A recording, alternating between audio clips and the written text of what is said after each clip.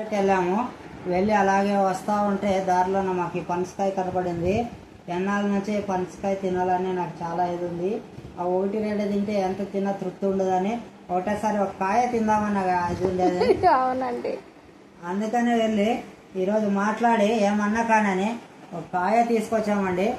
ఏమన్నా తింటే కూడా హాఫ్ తినకూడదు, ఫుల్గా సాటిస్ఫాక్షన్గా తినాలని మా భార్య నిర్ణయించుకుంది. ఇప్పుడు దాన్ని తెచ్చినాం కానీ దాన్ని కట్ చేసి తీర్చి మీకు చూపిస్తాము. చూడండి. అంతలో మీరైతే మన ఛానల్ లైక్ చేసుకోండి, సబ్స్క్రైబ్ చేసుకోండి ప్లీజ్. హాయ్ ఫ్రెండ్స్, మా భార్య అయితే కట్ చేస్తుందండి.